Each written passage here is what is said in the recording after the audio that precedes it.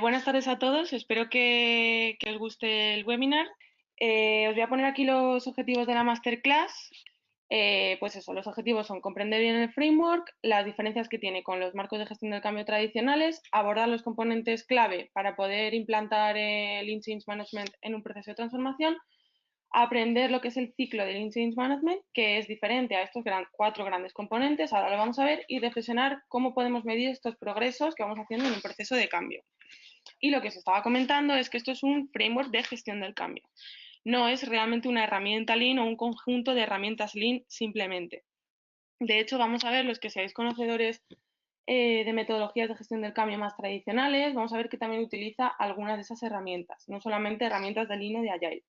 Sí que es verdad que se basa en esa mentalidad o en ese mindset Lean de ir aprendiendo según vamos implementando los cambios o según vamos introduciendo nuevas prácticas, ¿vale? Lo vamos a ver también más adelante.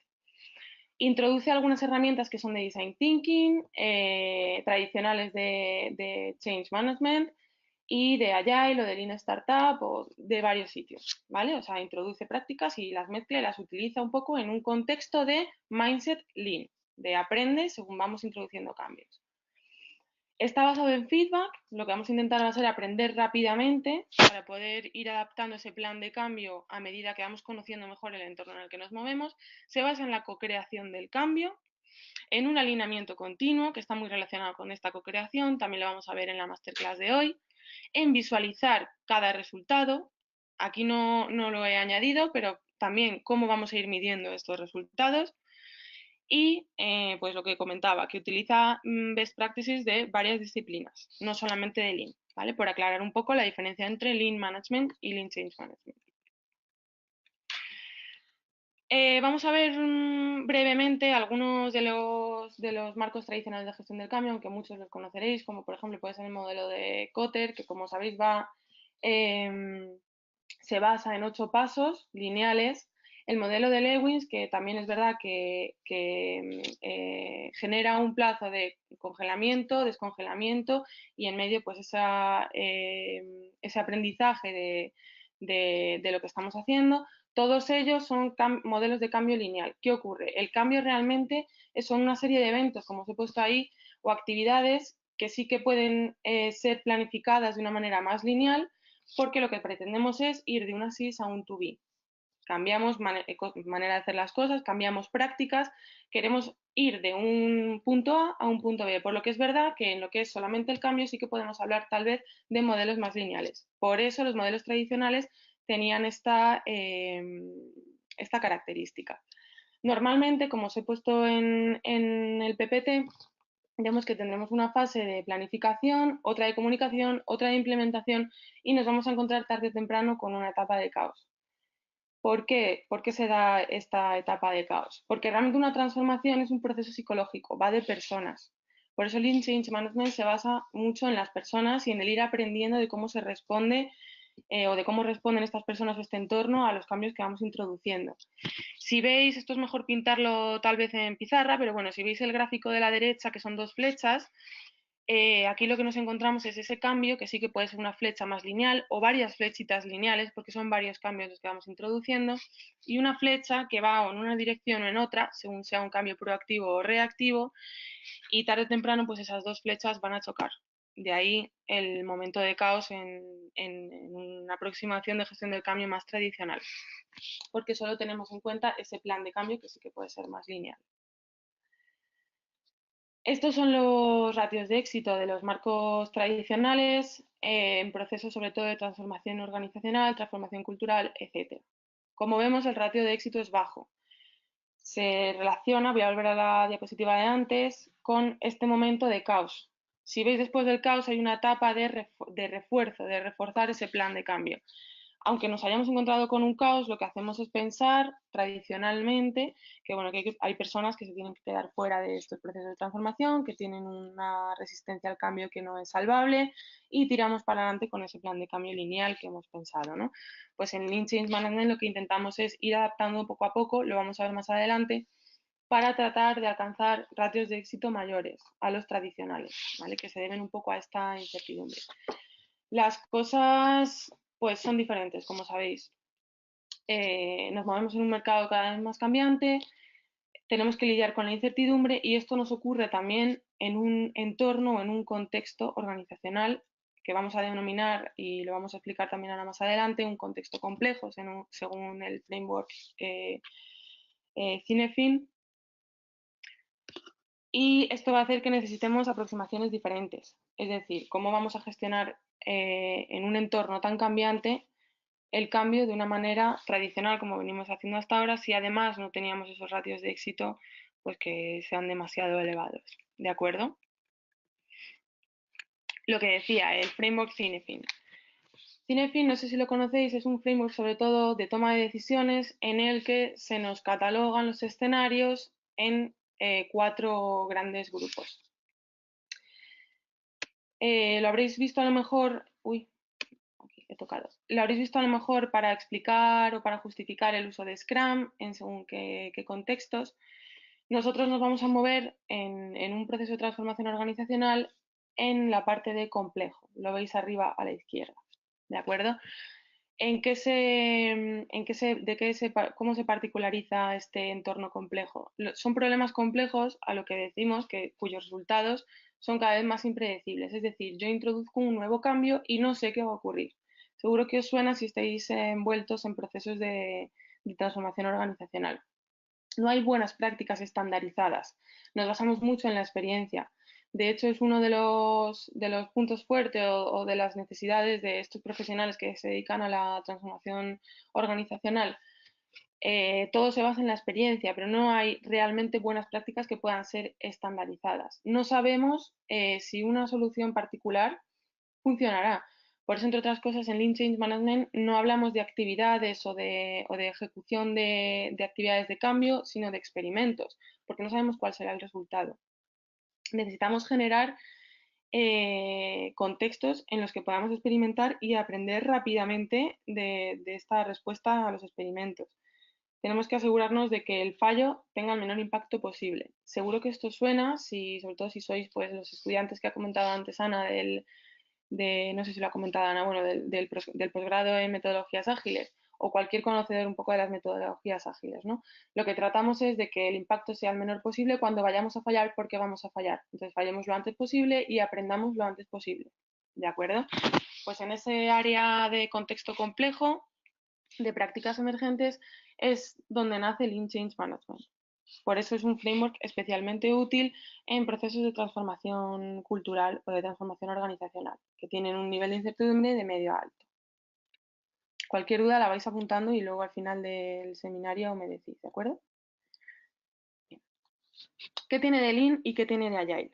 Lean Change Management. Por un lado, vamos a partir de los principios o valores de Agile o de Lean. Algunos de estos principios o valores son, por ejemplo, esa cultura de mejora continua, Kaizen.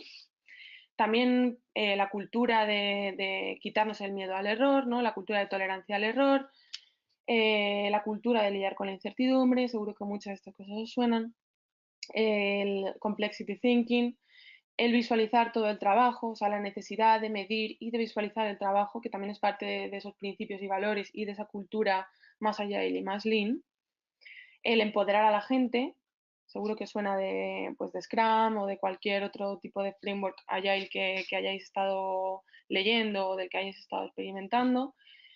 Ese empoderamiento en Lean Change Management, como hemos comentado al principio, se ve en la co-creación del cambio. Vamos a empoderar a la gente a que ayude a crear su cambio.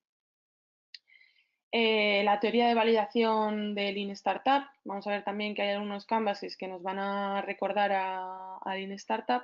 La idea es la misma, es aprender cuanto antes, lo que decíamos, del entorno, de lo que quieren, en este caso más que mis usuarios, pues mi espectro de gente afectada por el cambio, para poder adaptar cuanto antes. Y una aproximación de hackea la cultura de tu organización, culture hacking, que vamos a ver alguna herramienta también más adelante. Por un lado, está basado en estos principios o valores Agile, y por otro lado vamos a utilizar herramientas que no solamente son de línea de Agile, sino por ejemplo de Design Thinking. Vamos a ver, no sé si nos da tiempo a verlo muy en profundidad en este seminario, pero si hacéis el curso o si lo estudiáis de una manera más intensiva lo veréis seguro, pues se utilizan por ejemplo mapas de empatía, se utilizan una serie de herramientas que están basadas en Design Thinking. Porque como decía, igual que Lean Startup o Design Thinking, en Lean Change Management lo que vamos a tratar es de conocer cuanto antes a nuestro espectro afectado por el cambio y pues en mayor profundidad mejor. Vamos a ver Lean Coffee, vamos a ver que se puede utilizar Kanban también para visualizar y organizar todo el proceso de cambio, etc. Por tanto, vamos a ver que Lean Change Management es una colección de ideas que vienen tanto de gestión del cambio como de todos estos frameworks. Y aquí os introduzco los 4 grandes componentes o 4 grandes pasos que tenemos que dar para implementar Lean Change Management en nuestra organización o en un grupo de trabajo o donde lo queramos introducir. Recordad que esto está pensado y que es especialmente útil para entornos de incertidumbre. Lo digo porque muchas veces, llegado a este punto, os pido que penséis en un cambio que queráis introducir o en un caso real, y es verdad que mucha gente piensa tal vez en ejemplos más cotidianos. Estos ejemplos más cotidianos, como pueden ser, por ejemplo, pues quiero aprender inglés, quiero introducir ese cambio de hablar más idiomas. Pues realmente no es un entorno de alta incertidumbre y por tanto a lo mejor hablar de experimentos y demás no aplica tanto. Pensemos, si queréis, llegado a este punto, en un caso real vuestro que os encontréis en vuestra organización, en vuestro día a día, y así podéis intentar ir aplicando mentalmente o incluso una hoja de papel si la tenéis a mano, las herramientas que os voy a ir explicando, cómo las utilizaríais en vuestro caso concreto. Y si queréis resolvemos dudas de estos casos concretos, ¿de acuerdo? Como decía, los grandes componentes de este framework. Por un lado, y lo primero, aunque los 3 primeros pasos no tienen por qué ir en orden, sino que pueden solaparse o hacerse simultáneamente, aclarar cuál es el propósito del cambio o la visión de cambio. De hecho, os voy a presentar una herramienta de esta metodología, que es el Canvas de visión estratégica de cambio, que vamos a ver que es muy importante de trabajar, sobre todo con aquellas personas, si nos es posible, que están generando la necesidad o que están impulsando el cambio. ¿De acuerdo? Por otro lado, el alineamiento. Es muy importante que aseguremos de manera periódica y a lo largo de todo el proceso de transformación alineamiento entre los distintos ejes que se ven afectados por esta transformación. Lo vamos a ver también más adelante. El tercer gran bloque sería la cocreación, como hemos dicho. Vamos a ver brevemente los agentes del cambio, una red de agentes del cambio, en base también a la respuesta al cambio de las personas. Pero lo más importante es que, sobre todo cuando llegamos a un sitio a ayudar, a empujar en una transformación o a generar esa transformación, tenemos que contar con gente que se va a ver impactada por esos cambios para el proceso de cocreación. Por un lado, porque a nosotros nos va a permitir aprender mucho más del entorno en el que nos movemos y movernos con menor incertidumbre. Y por otro lado, porque estas personas van a comprender también cómo funciona el proceso de creación de cambio, van a ser parte de ese idear cómo vamos a medir los progresos, etc.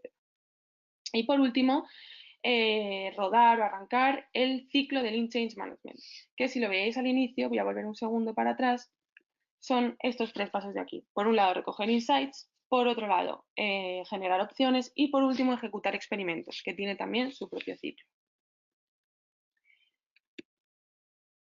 Pues vamos con la respuesta al cambio, que nos va a permitir entender mejor pues, cómo vamos a generar todo ese proceso de co-creación y también pues, vamos a ver cómo la respuesta al cambio no siempre es resistencia al cambio.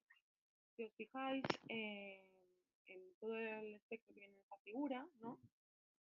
Lo que realmente se entiende por resistencia al cambio, que es de lo que se habla en gestión del cambio tradicional, sería toda la parte de abajo, ¿vale? El miedo, la frustración, la negación, ansiedad, etcétera. Hasta ahora, pues realmente son los que menos, los marcos de gestión del cambio tradicionales, que tienen también en cuenta la respuesta positiva al cambio. El Lean Change Management es clave, de hecho es de donde vamos a partir para ir generando, digamos, ese efecto llamada e ir construyendo o co-creando ese cambio. Como veis, también hay una serie de emociones que son más neutrales, que están en amarillo, la curiosidad, la apatía, un poco la indiferencia. No me gusta verlo solamente en un grupo, lo vamos a ver también en un par de grupos, porque puede ser amarillo tirando a verde o amarillo tirando a rojo. La curiosidad puede ser curiosidad más de, bueno, pues me voy a esperar un poco prudentemente a ver qué ocurre y a lo mejor esto me interesa. O puede ser curiosidad que se acabe convirtiendo en un sentimiento un poco más de rechazo, ¿de acuerdo? Porque al final ahí pues entra también el salir de la zona de confort y una serie de cosas que le ocurren a las personas que se ven sujetas a cambios, sobre todo en estos entornos de incertidumbre. Por último, vemos, y seguro que los que hayáis experimentado grandes cambios o grandes transformaciones lo habéis visto también, que hay una respuesta al cambio que es positiva y que además es proactiva. Sería lo que tenemos en verde. Una curiosidad, como decía antes, que es más positiva, que es más de, bueno, pues voy a enterarme esto de qué va. Eh, pues incluso la excitación de decir, oye, esto es nuevo, van a cambiar las cosas, etcétera, ¿no? Es en estos últimos que he comentado en los que nos vamos a apoyar para co-crear el cambio de inicio. Lo vamos a ver ahora un poco por encima y como os decía, si os interesa, pues esto da para mucho y da para varias horas de clase, ¿no? La respuesta al cambio, lo que os decía, ¿a qué se debe? Cuando introducimos un cambio, llega un momento de incertidumbre. O sea, al final, a cualquiera nos ocurre, ¿no? Nos cambian de puesto de trabajo, nos toca cambiar de ciudad. A un niño pequeño, cuando lo cambias de colegio, pues se ve clarísimamente esa incertidumbre que se transforma en miedo. ¿Cómo vamos a intentar salvarlo? Lo que vamos a hacer va a ser crear pequeñas zonas de confort. Es importante que esto lo tengamos en cuenta para luego a la hora de generar experimentos que intentemos crear experimentos que vayan un poco por esta línea, de crear pequeñas zonas de confort a las personas que se ven involucradas en el cambio, para salvar esta incertidumbre que se acaba convirtiendo en miedo y generalmente en rechazo. ¿Cómo podemos crear zonas de confort? No lo he incluido en el seminario porque da para hablar también bastante, pero bueno, hay un artículo bastante famoso sobre las principales razones de fallo de una transformación. Creo que lo podéis ver en Agile Institute o algo así. Si lo ponéis en Google, seguro que os aparece de lo primero. Son las principales razones por las que fracasa una transformación Agile, ¿de acuerdo? Si las juntamos o si vemos un poco cuáles son los orígenes comunes, vemos que principalmente hay tres. La falta de habilidad o la falta de preparación para las personas, la falta de inclusión, que realmente para mí se traduce más en una falta de alineamiento o incluso de no haber llegado a las capas que teníamos que haber tocado, ¿no? Para abordar el éxito, y por otro lado por una falta de ownership. Cuando la gente siente que no es dueño de este proceso de cambio, cuando lo ve empujado por alguien, pues pongamos a lo mejor por la capa más alta de la organización, y en algún momento empieza a percibir que se deja de apoyar este cambio, pues se pierde un poco la fe y esto se vuelve en contra, ¿no? Entonces lo que vamos a intentar va a ser crear estas zonas de confort atacando estos tres ejes. ¿Cómo lo vamos a hacer? Pues en el ciclo del Lean Change Management, que lo vamos a ver después en la parte de los experimentos y también un poco de las opciones, que es donde se nos van a ocurrir estas ideas. Pero sí que me apetecía compartir esto con vosotros porque me parece bastante importante a la hora de decidir qué experimentos ejecutar. Lo que decíamos, ¿no? Las diferentes respuestas al cambio. Por un lado tenemos los movers. Sí que es verdad bueno, que es en los que nos vamos a apoyar en un inicio y que vamos a intentar que las personas que están un poco en la parte de movibles, más los amarillos, ¿no? Los que veis en medio, se acaben moviendo a esta parte, a este sector, ¿no? A este segmento de personas. Luego vamos a tener los movibles, que como os decía, para mí no es un bloque entero, sino que se puede dividir en dos. Los movibles en general se caracterizan porque tienen una respuesta más pasiva, pero los hay que tienen una respuesta pasiva más positiva y una respuesta pasiva más negativa. Entonces hay que tener un poco de cuidado con eso porque para mí no son un bloque per se. Y luego los inamovibles o inmóviles, depende de cómo se quiere interpretar. Para mí son más inmóviles, ¿no? Esta gente pues te pueden generar una respuesta al cambio que se parece más a la resistencia al cambio de la que hablábamos tradicionalmente. Te pueden generar a lo mejor más ruido, van a intentar arrastrar al segmento de en medio un poco también hacia su lado para hacer fuerza. Y bueno, aquí lo importante también es intentar ver qué es lo que hay detrás de esto, ¿no? O sea, como veíamos antes, voy a pasar de nuevo, al final lo que mueve a esta gente es o a este segmento, ¿no? De personas impactadas, más que hablar de gente, ¿no? Este segmento es el miedo, ese miedo es lo que genera ese rechazo. Entonces vamos a volver a la parte de incertidumbre y a ver cuáles son esas zonas de confort que se han visto destruidas o cuál realmente es la preocupación de este segmento para poder atacar de una manera más efectiva el moverlos un poco a un sector o a un área un poco más o menos negativa o menos reactiva. ¿De acuerdo?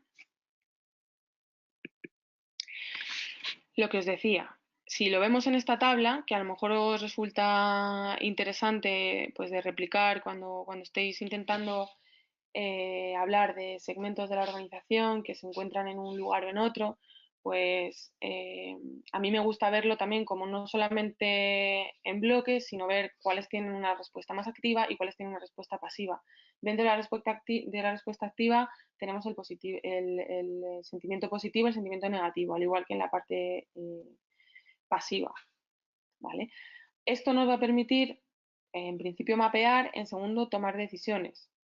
Lo que podemos hacer con esta tabla es lo que decía, en primer lugar, posicionar un poco a los segmentos que tenemos, pues por ejemplo, la capa de middle management, pues generalmente se van a encontrar, es un ejemplo, tal vez en la parte más de abajo, y porque tiene una respuesta igual más pasiva, más de espera, y pues a lo mejor tirando más hacia la respuesta negativa o no, a lo mejor en nuestro caso concreto pues tenemos tanto gente en la parte negativa como positiva.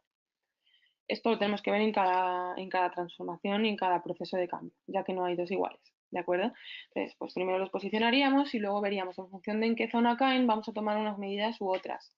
Si tenemos gente en la zona más pasiva o queremos pensar qué experimentos o qué medidas podemos tomar para este segmento, pues a lo mejor lo que podemos hacer eh, es experimentos o introducir cambios de una manera un poco más indirecta y no tan directa, ¿vale? Para que la reflexión ocurra de una manera más natural y poco a poco se vayan moviendo casi a la zona de activación. También depende de cómo sea nuestra situación. Tal vez necesitemos o cambios más disruptivos o cambios que activen más a las personas, depende mucho, ¿de acuerdo? Por eso decía, si queréis pensar en el caso que os dije al inicio del seminario, que fuerais pensando y ver cómo lo utilizaríais, lo podemos comentar al final de la clase.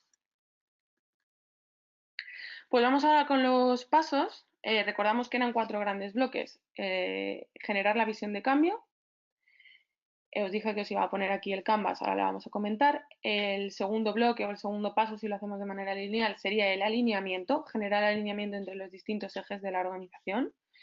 El tercero sería la co-creación, que para mí está tanto en el paso 1 como en el 2, por eso os digo que no lo toméis tampoco como muy lineal. Y por último, ejecutar todo el ciclo de Lean Change Management. En el paso 1, os he puesto arriba para que lo vayáis viendo en qué paso estamos, ¿de acuerdo? Este canvas, este framework, Lean Change Management, nos da varios o nos proporciona varios canvases que los podéis ver de manera gratuita en la web leanchange.org, o sea, se pueden descargar de manera gratuita y consultar. De hecho, se van actualizando y van colgando nuevos canvases. Para mí, este es uno de los más útiles. Sí que es verdad que es positivo crearlo o co-crearlo con aquellas personas que están impulsando el cambio o de donde nace un poco la voluntad de introducir este cambio o esta transformación. ¿Por qué? Porque hay una parte, como vemos, la parte de arriba es más de visión y de cuál es la importancia. La parte de la importancia nos va a servir también en el paso de alineamiento. Es muy importante comunicar muy bien todos los pasos de este Canvas y de todos los que propone el framework. Y como decía, pues el paso de la importancia es súper importante que cale a los distintos ejes o que lo utilicemos en la parte del alineamiento, así como la visión. Más abajo veis que tenemos cómo vamos a medir tanto el éxito como el progreso, que no es lo mismo. A mí es una de las cosas que más me gustan de este Canvas. La parte de reflexionar sobre todas las métricas es muy relevante, lo vamos a ver al final, pero sí que me gustaría que reflexionarais sobre ello y que buscarais al respecto, ya que creo que, bueno, partir de cómo vamos a medir ese éxito o ese progreso va a hacer que cambie nuestro comportamiento o nuestra forma de llevar a cabo toda la transformación y eso es vital, es fundamental. Por otro lado, por seguir con la tercera línea, ¿quién está afectado? ¿Quién va a ser afectado por este proceso de cambio? Esta es una parte muy importante a tratar pues, con el sponsor o con quien vaya a, digamos, a impulsar este proceso de cambio o quien haga de embajador. al final, si nosotros de lo que estamos hablando es de introducir algún cambio más o menos disruptivo en un equipo, que no sé si estamos hablando ahí de contexto más complejo o no, pero bueno, habría que verlo, eh, pues lo que tendremos que ver es de dónde surge esta necesidad, aunque no sea el sponsor o no se le haya ocurrido a alguien per se generar ese cambio, pues podemos ver de dónde surge esta necesidad y quién nos puede dar una idea de esta necesidad o esta importancia, ¿no? de cambiar. En el quién está afectado, pues lo dicho, nos va a servir también para luego plantear la fase de alineamiento y la de co-creación. ¿Cómo vamos a apoyar a estas personas o cómo vamos a apoyar a estos segmentos que se van a ver afectados por el cambio? Aquí, por ejemplo, sería muy importante ver la parte de skilling, la parte de formación, cómo vamos a hacer partícipe a las personas de ese proceso. Pues, por ejemplo, si vamos a cambiar roles, cómo vamos a explicarle a la gente qué entrañan esos roles, cómo vamos a hacer que creen su propio rol, porque a lo mejor no se trata de coger roles pues estandarizados, sino de adaptarlos también a nuestro contexto, etcétera. Es muy importante. Luego la parte de abajo es más para planificar. Si queréis podéis utilizar simplemente la parte de arriba, que es más de visión de cambio, o podéis introducir también la de abajo, eso es lo que queráis. Como vemos es pues cuál es el plan, cuáles son mis opciones y luego cómo lo vamos a ir ejecutando, introduciendo, etcétera. Id pensando, si queréis, en el cambio que hayáis ideado al inicio del seminario y vais viendo cómo lo podéis utilizar. En la parte de visión de cambio, no se trata solamente de generar esa visión de cambio o de plantear esa estrategia de cambio, porque es importante, a quién va a afectar, cómo vamos a medir, sino que es muy importante la visualización y la comunicación. Este proceso de comunicación o de visualización va a depender mucho del contexto. Me explico. Lo ideal para mí sería tener grandes paneles de gestión del cambio, que lo llaman en Lean Change Management de los change boards. Hay varios y lo podéis también consultar en la página web, en los que viene muy claro pues, cuál es el objetivo, cómo lo vamos a estar midiendo y en qué estado está cada uno de los procesos de cambio, cada una de las iniciativas o experimentos que estamos llevando a cabo. Claro, si tenemos a lo mejor una organización en la que todo el mundo trabaja en remoto, pues tendremos que pensar otra manera de hacerlo. Me parece muy importante en este punto también que pongamos en práctica herramientas como el Lean Coffee, que son sesiones abiertas en las que al principio los asistentes proponen los temas de los que se quiere hablar y luego se van tratando estos temas o por priorización o porque se han votado los más deseados, etcétera. Entonces esto nos va a servir para aclarar muchas dudas. A nosotros nos va a entender también si somos agentes del cambio, pues sobre todo si somos externos, a entender mejor el contexto, si somos internos también a alinearnos con esas necesidades, porque muchas veces parcializamos, a detectar estos segmentos que hablábamos antes de movers, los inmóviles, los movibles, etcétera, a ver un poco en qué situación estamos. Y sobre todo porque es muy importante transparentar todo lo que estamos haciendo, el por qué estamos haciendo, cómo lo vamos a hacer. Ahí también muy importante dejar la puerta abierta a que cualquiera que quiera hacerse owner de alguna parte concreta del proceso lo pueda hacer, por lo menos proponerlo. ¿Quién lo va a hacer? ¿Cuándo se van a hacer las cosas? Pues por ejemplo, si ponemos OKRs, que es una manera de medir que vamos a ver al final del seminario, y los ponemos bien en grande en una de las paredes, pues a la gente le va a interesar saber cómo funciona esto, cómo es que se está midiendo esto con estos key results, hasta cuándo tenemos para cumplir estos objetivos, etcétera, ¿no? Todo eso, todo lo que sean políticas, normas, cómo se utiliza el tablón, todo eso, cuanto mejor se pueda comunicar, mucho mejor. Entonces, ya digo también que depende del contexto. A mí me gusta mucho el visual management y verlo todo explícito en un panel, poner incluso a lo mejor una columna de ideas para que la gente pueda dejar ahí las ideas o los experimentos que quiera ejecutar y luego que alguien decida si se ponen en práctica o no. Esto ya es todo lo que queramos hacer y lo que podamos hacer. ¿De acuerdo? Paso 2 o bloque 2, el alineamiento. Esta herramienta de Lean Change Management a mí me gusta mucho, es un mapa de perspectivas. Lo que consiste es en poner en un eje los datos, en columnas o en filas, eso da un poquito igual, los ejes en los que queremos generar alineamiento. Aquí en este ejemplo pone, por ejemplo, ejecutivos, managers y los equipos o el staff. Bueno, pues ahí podemos poner tantos ejes como queramos.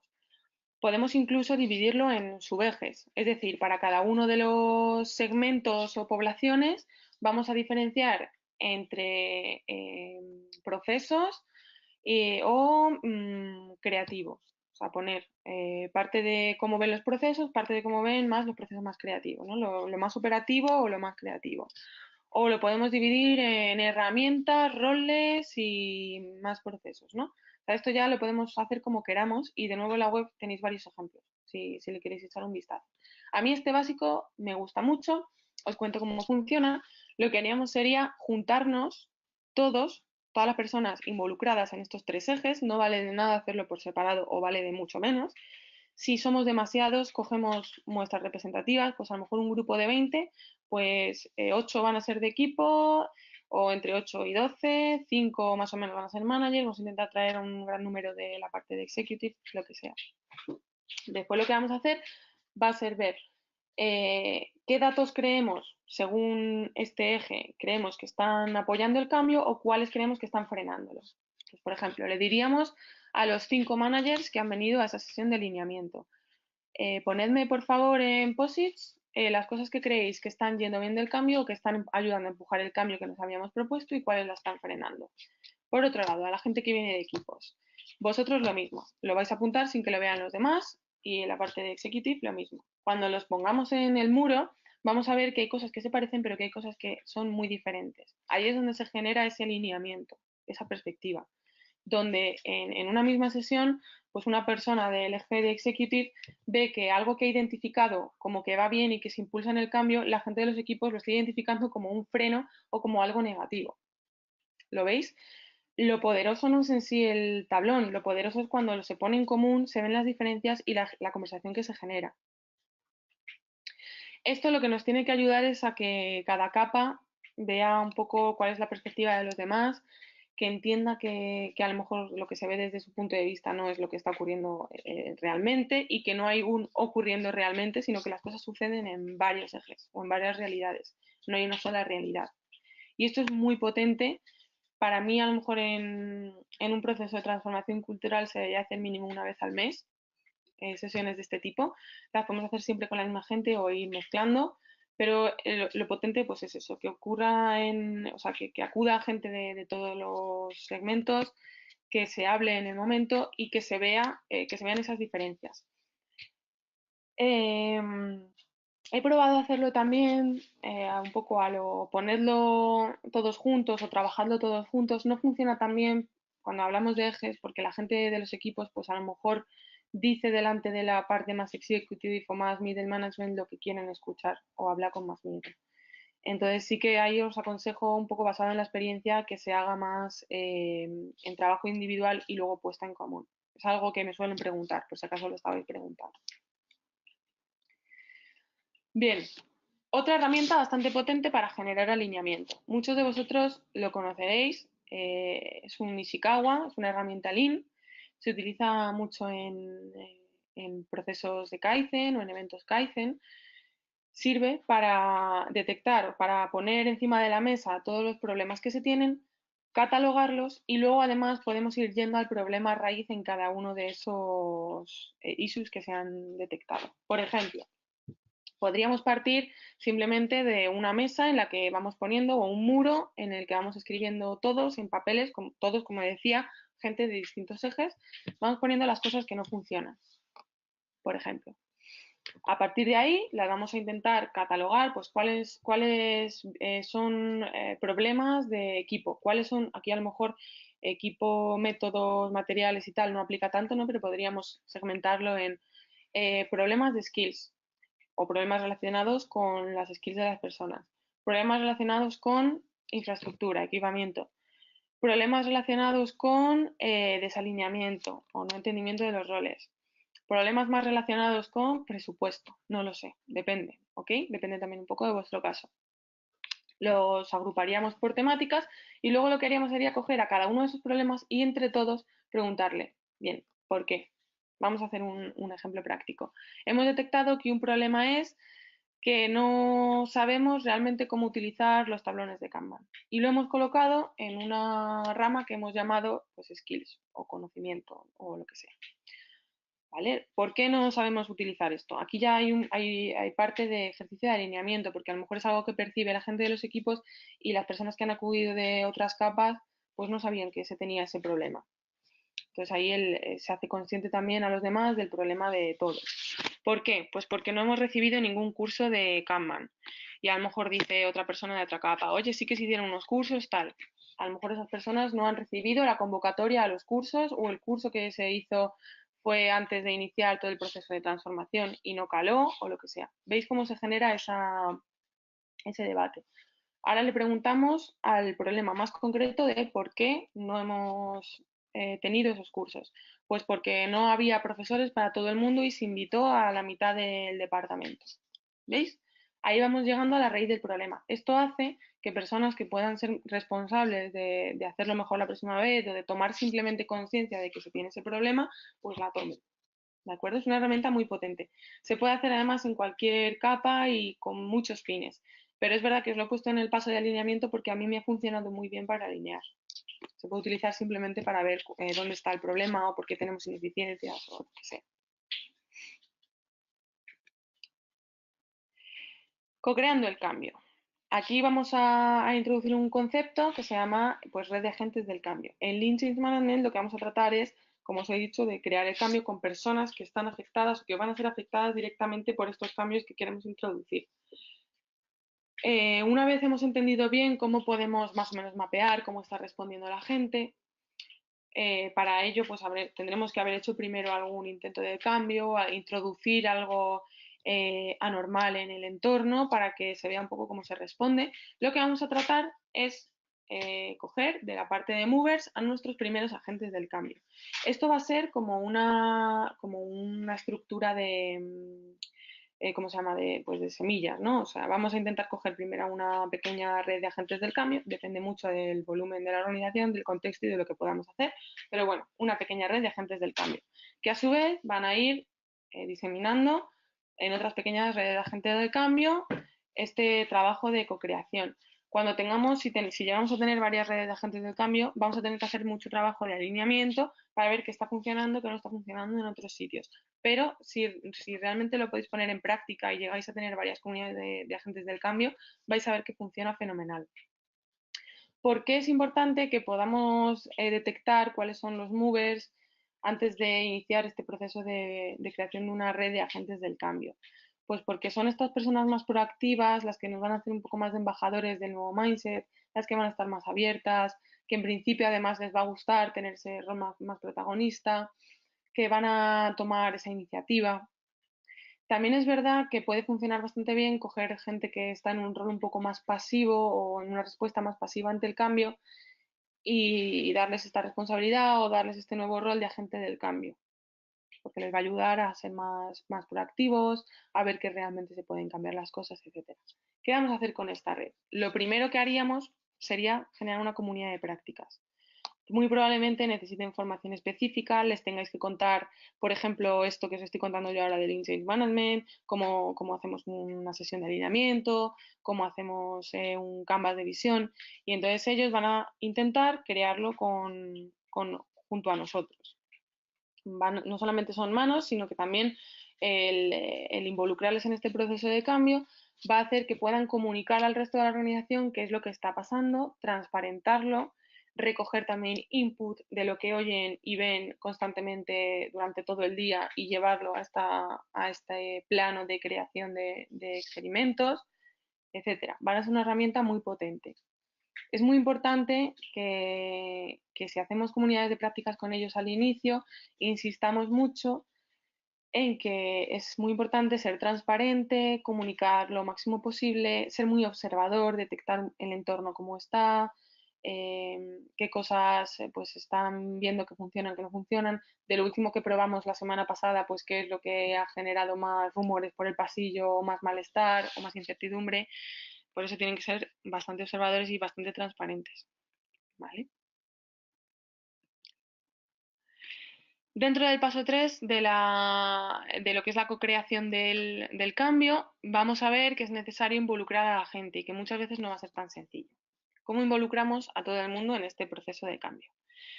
Bien, pues en Lean Change Management se habla de varias herramientas. Creo que aquí os he puesto un par de ellas nada más, pero bueno, si queréis echarle un ojo, el libro está ahí y la web también. Y bueno, una de las más interesantes es ADKAR, que como pues supongo que lo conocéis porque viene de gestión del cambio un poco más tradicional, es más conocida en los últimos años. Y en este modelo se trata el cambio en 5 niveles diferentes, ¿no? Lo que dicen en Change Management es, de acuerdo, no nos vamos a quedar simplemente en el assessment, que por cierto puede ser muy positivo para luego lo veremos el ciclo de Change Management, recoger insights sobre cómo es el entorno, pero no solamente nos vamos a quedar en el assessment más tradicional de ADKAR, sino que vamos a intentar atacar cada uno de esos puntos con la gente. Y ahí os dejamos algunas preguntas. ¿Cómo vamos a intentar que la gente se dé cuenta de que es necesario el cambio? ¿Cómo vamos a hacer que quieran cambiar? Cómo vamos a enseñarles a introducir estos cambios en su día a día? ¿Cómo vamos a hacer que esto pueda ser adoptado, que tengan estas skills? Y luego, ¿cómo vamos a hacer que sea sostenible? Que es también muy importante. Si pensáis en un proceso de dejar de fumar, lo que utilizan muchos psicólogos es parecido a ADKAR, si no ADKAR, probablemente lo utilicen. Lo primero de todo es que tengamos esa conciencia, ¿no? de que necesitamos dejar de fumar. Si no la tenemos, pues es difícil, aunque vamos a ver un modelo ahora después que pone ahí un poco de contrapeso. Después tenemos que querer dejar de fumar, porque podemos ser conscientes de que es malísimo, pero realmente no querer dejar de fumar. Después tenemos que saber cómo vamos a hacerlo, cuáles son los pasos que vamos a seguir, ser conscientes de qué va a involucrar, que es muy importante en esta K. Ser conscientes de que no va a ser fácil y de que van a ocurrirme cosas, que pues eso, vas a sentir ansiedad, vas a sentir lo que sea, ¿no? Qué skills necesito yo para poder dejar de hacerlo y cómo vamos a hacer que esto sea sostenible en el tiempo. Pues esta lista de preguntas nos puede ser muy útil para ir involucrando a la gente en el cambio. El modelo de Fogg, que a mí me encanta, de comportamiento. Aquí lo que vemos, lo que os decía un poco con el contrapeso de ADKAR, ¿no? Que se centra mucho en la motivación, aunque es verdad que también habla de habilidad, pero se olvida de estos disparadores que vamos a ver ahora. La B de comportamiento es igual a la M de motivación por la A de habilidad o de capacidad, por la T que es de disparador. Un suceso, algo que ocurre, que hace que te actives, que quieras cambiar, que cambies. Es lo que detona, el detonante, ¿vale? Llama disparador, pero bueno, el detonante, ¿no? Del cambio. Lo que vamos a intentar hacer es pensar en estos detonantes. En el caso de dejar de fumar, por ejemplo, ¿cuál es un detonante que se pone mucho como ejemplo? A lo mejor la foto que ponen en el paquete de cigarrillos. A lo mejor eso es un detonante que te hace decir, ostras, pues igual sí que esto es grave, sí que puede ser malo para mi salud. Pero si nos falta la motivación y la capacidad, difícilmente vamos a modificar el comportamiento. Teniendo en cuenta que esto no solamente es motivación y no solamente es habilidad o capacidad o el poder hacerlo, sino que también tenemos que llevar a cabo ciertos detonantes, porque si no, pues las cosas muchas veces no suceden así porque sí, ¿no? Lo que vamos a hacer va a ser intentar pensar en qué detonantes podemos llevar a cabo, podemos ejecutar para que la gente quiera ese cambio. Muchas veces, y esto es difícil también para las personas que somos agentes del cambio, muchas veces esto pasa por no hacer nada. Es decir, dejar que algo que tú sabes que va a salir mal o que va directo al fracaso, pues fracase y a lo mejor ese es el detonante que necesita la gente para querer realmente planteárselo.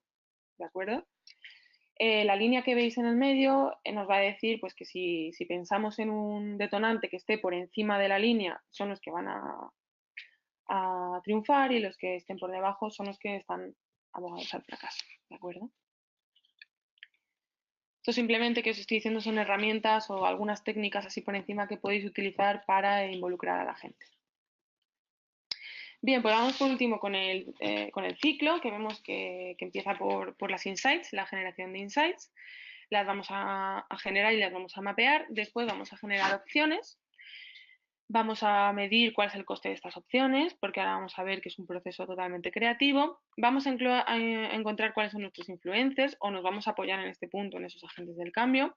Vamos a realizar hipótesis, porque con los experimentos trabajamos siempre con hipótesis, planificamos, experimentamos y luego medimos cómo ha funcionado, cómo no, y adaptamos de nuevo el proceso, porque muchas veces tendremos que volver al proceso de nuevo de generar insights, ya que queremos focalizarnos en algo más concreto o según lo que hayamos aprendido del resultado de ese experimento. ¿Cómo vamos a recoger estos datos? Pues hay muchísimas técnicas y seguro que se os ocurren muchas más en vuestro contexto concreto. Por ejemplo, podemos utilizar los link office. Si yo llego un día mucho antes de a lo mejor iniciar el proceso de cambio, llego simplemente a un área, a un departamento y les digo, va a haber un link coffee el jueves a las 4. Planteadme las dudas o por qué creéis que estamos aquí, de qué queréis que se hable, etcétera. Ahí ya te va a empezar a decir algo, nivel de desconocimiento, cuál es la postura de la gente, vas a empezar a tener información bastante valiosa de cómo está el entorno. Haciendo retrospectivas, si no habéis oído hablar nunca de retrospectivas de Agile, pues es simplemente unos eventos que o tienen lugar al final de cada iteración, que nos van a servir para inspeccionar nuestra manera de trabajar, qué tenemos que mejorar, qué tenemos que seguir haciendo porque lo hacemos muy bien, cuál es nuestro punto fuerte, cuáles son nuestros puntos débiles, cómo de motivados estamos, de desmotivados. Es una inspección, ¿no? Entonces, el participar en estas retrospectivas que podemos utilizar, por ejemplo, el Ishikawa, el Fishbone que os enseñé antes, ahí también te da muchos insights.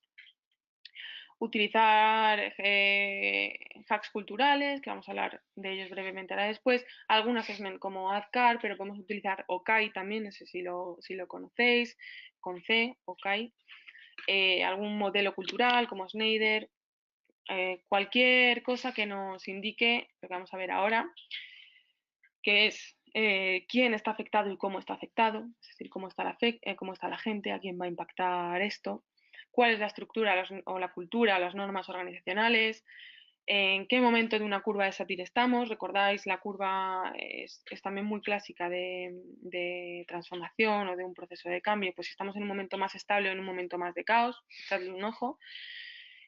Cuál es la opinión de la gente, cómo se está sintiendo la gente, cuál es su postura, las cosas que ya se han intentado y no han funcionado. Esto es bastante importante, es muy positivo hacerlo a lo mejor de entrada cuando llegamos a un sitio en el que queremos introducir un cambio. No solamente qué cosas hemos intentado que han funcionado, sino también probablemente qué cosas son las que queremos cambiar sí o sí, qué cosas son las que queremos romper. Y esto es muy importante que sea visible para todo el mundo en todo momento, etcétera, ¿no? Como os digo, hay un montón de técnicas. Las opciones. ¿Qué significa generar opciones? Una vez tenemos ya las insights o esos datos de partida, vamos a empezar a generar opciones para mejorar pues, las cosas o para introducir los cambios. Es importante saber que el paso de generación de opciones es un proceso divergente, o sea, es 100% creativo, prima la cantidad sobre la calidad. Vamos a intentar no juzgar ideas, no, da igual lo locas que sean. Simplemente vamos a hacer pues brainstorming, hay muchas técnicas para generar soluciones creativas y vamos a dar solución a todas esas cosas que hemos visto en las insights que no funcionan, que queremos romper o que no hemos intentado nunca. Entonces aquí podemos utilizar cualquier técnica de brainstorming que conozcáis. También hay muchas técnicas de creatividad y demás. Es importante saber que estas opciones, una vez las hayamos generado, pues tienen un coste. El coste no solamente es pues, no es coste económico, sino cuánto tiempo vamos a emplear haciéndolo, cómo va a decaer la productividad, si tiene un impacto grande en la motivación de la gente o si puede tener un gran impacto en el entorno, si implica que las personas tengan que desarrollar nuevas capacidades o tengan que aprender cosas nuevas, ¿vale? Las vamos a intentar, por tanto, priorizar por coste-valor. Aquí os dejo este gráfico que tenéis explicado también en más profundidad, en mayor profundidad en la web, pero bueno, básicamente lo que tenemos que tener en cuenta es que todas aquellas cosas que estén en un coste-valor medio van a ser, por así decirlo, nuestros puentes. son más seguras que las que tengan un coste más alto y yo, por tanto, para mí serían un poco el espectro más deseable. Tenemos también los quick wins, que también es un espectro muy deseable, por supuesto, porque tiene menor coste y mayor valor, pero generalmente pienso que van a ser menores. De lo que más nos vamos a encontrar serán los puentes. Los demonios necesarios, pues van a ser cosas por las que tengamos que pasar, opciones que tengamos que llevar a cabo para luego poder llevar a cabo otras ideas más disruptivas, etcétera. Simplemente tampoco os ciñáis mucho a la clasificación, pero sí que es bueno que hagáis una priorización porque el proceso de ideación o de generación de opciones pues es muy creativo y nos van a surgir ideas de todo tipo, ¿de acuerdo? Para realizar un hack cultural, lo primero que tenemos que saber es qué es un crack, qué es un hack y en qué zona estamos. El crack sería algo que no está funcionando. Por ejemplo, un crack puede ser que en cada reunión que yo tengo, en cada clase que yo doy, la gente está con el teléfono móvil o con el ordenador. Vamos a generar un hack que sea, por ejemplo, que al principio de cada clase o de cada reunión todo el mundo tenga que dejar su ordenador y teléfono móvil en una caja. Y luego vamos a ver cómo hackea las normas organizacionales, mucho o poco. Pues, por ejemplo, este ejemplo que os acabo de poner depende. Depende de qué tipo de reunión sea. Seguramente si es una clase o una formación a una capa más de equipos o a menos personas, menos número de personas o en un entorno más seguro para nosotros, pues esté más cercano a las normas organizacionales. Si lo veis en el gráfico es la zona verde. Si estamos en una reunión de un comité ejecutivo, pues seguramente sea un rojo. Es una manera también de priorizar cómo está hackeando. Entonces, esto también tenemos que tener en cuenta el impacto, el valor y el coste. El coste seguramente será muy alto en este último caso que he dicho. Y esto es un hack cultural, ¿de acuerdo? Los experimentos. Es la última fase. Ya hemos hecho una recogida de insights, teníamos claro más o menos el escenario, hemos recogido ya pues cosas que funcionan o que no funcionan. Por ejemplo, ese primer día que yo os decía de ejemplo que llegamos a un nuevo departamento, a un nuevo área y hacemos un link coffee experimental totalmente de inicio y vemos que todas las preguntas de la gente van muy orientadas a cuáles van a ser nuestros roles ahora o en qué vamos a trabajar ahora. En esas opciones, pues a lo mejor hemos generado una idea de hacer partícipe a todo el mundo en una sesión de co-creación de roles. Pues ahora en este experimento hemos generado esa opción y otras 5 más, otras 50 más. El experimento hemos decidido que sea esta opción que os acabo de comentar.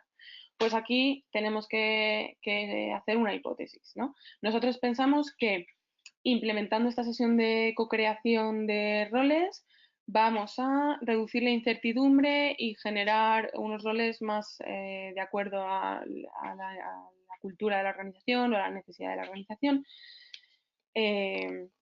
que tendrá el beneficio de que tendremos unos roles más afianzados porque han sido co-creados y que los replicará, perdón, los peleará menos gente después o lo rechazará menos gente después, mejor dicho. ¿Y cómo lo vamos a medir? Pues lo vamos a medir porque disminuya el número de preguntas sobre roles en los link office en un 50% de aquí al mes que viene. Ahora vamos a ver cómo planteamos la medida, pero es importante que en esa hipótesis sepamos más o menos cómo vamos a guiarnos para saber si está funcionando o no. Este canvas que os he dejado aquí recoge todo lo que hemos ido viendo hasta el planteamiento del experimento. Por un lado, como veis, pues la motivación del cambio, cuál es el problema que estamos intentando resolver, etcétera. Las insights, pues, para qué son. Es importante, si seguís este canvas, es importante, pues eso, que rellenéis para qué queremos esos insights, qué práctica vamos a utilizar para recoger insights y por último rellenamos la parte de insights recogidas, las opciones, qué opciones tenemos, qué es lo que nos ha salido de ese proceso creativo, y luego a la hora de priorizar, pues a quién afecta, qué agentes del cambio potenciales tenemos para la implementación de esas opciones, qué riesgos conlleva y luego en el experimento, pues nuestra hipótesis y cómo vamos a medir el progreso del experimento o el éxito o el fracaso. ¿Cómo vamos a medir los resultados? Sin entrar tampoco en mucho detalle, porque eso también da para clase de muchas horas, vamos a diferenciar en aquellos que son métricas más de reporte, que son los que llamamos lagging, y aquellas que son más pues de cómo vamos a hacer las cosas a partir de ahora o de qué métricas van a guiar mis comportamientos a partir de este momento. Un ejemplo de estas últimas que he comentado, que serían las leading, que son las que vamos a intentar que queden por encima de las más de reporte, pues serían los OKRs, ¿de acuerdo? A mí me gusta mucho trabajar con OKRs, van muy orientados a la consecución de objetivos, los resultados son aspiracionales, es normal que no lleguemos a conseguirlos al 100%. ¿Por qué me gustan tanto los OKRs? Porque moldean mucho el comportamiento. Tener unos objetivos claros a nivel equipo, a nivel en varias capas lo podemos hacer y luego podemos tratar de alinear, pero simplemente a nivel equipo, el tener unos OKRs va a hacer que todo lo que hagamos vaya más enfocado a la consecución de ese objetivo que hemos pactado como equipo. Por ejemplo, OKR viene, por cierto, de Objective en Key Result. Vemos abajo un ejemplo, ¿no? Nuestro objetivo. ¿Cuál sería nuestro objetivo? Esto es algo que hay que elaborar y que hay que pactar entre todo el equipo y que tenemos que acordar. Pues mejorar el engagement y la satisfacción de los empleados. Vamos a tener varios key results. Entre 2 y 5 está bien. 3 puede ser un buen número, ¿no? ¿Cómo vamos a medir? Los key results nos dicen cómo vamos a medir que estamos llegando a nuestro objetivo. Si el objetivo es la meta de la carrera, los key results pues va siendo en qué kilómetros nos encontramos para llegar a esa meta. Key result, pues que descienda, por ejemplo, el número de quejas o de feedback negativo por cada quarter de 15 a 5. No sé, pues un indicador, ¿no? Tiene que ser medible. De manera que si en ese quarter yo me he quedado en 10, pues sé que pues, he alcanzado mi objetivo, mi key result 1, en un porcentaje que no es el 100%, pero en cierto porcentaje. Esto no es he conseguido el resultado sí o no, sino que lo he conseguido en cierto porcentaje. Por eso ponemos números. En el segundo ejemplo, en el segundo key result, alcanzar una satisfacción semanal de al menos 4,7. Aquí pues a lo mejor sí que podríamos hablar, si ya tenemos algo medido, pues que la satisfacción suba de un 4 a un 4,7, porque ya tengo la medida del 4 del trimestre anterior, ¿no? Pues aquí si me quedo en el 4,6, pues a lo mejor he alcanzado mi key result 2 en un 90%. Pues estupendo. Espero que se entienda más o menos, si no ahora lo vemos en la tanda de preguntas. Lo que os decía, en cuanto a cómo medir el cambio, si no cambia cómo te comportas, no es una buena métrica. Eso es lo potente de los OKRs y por lo que he querido compartirlos con vosotros. Porque realmente el tener de inicio ese objetivo y luego ir trabajando para conseguir los resultados es lo que va a hacer que yo me enfoque más en lo que es importante y deje de lado lo que no me ayuda a conseguir ese objetivo. Y muchísimas gracias a todos.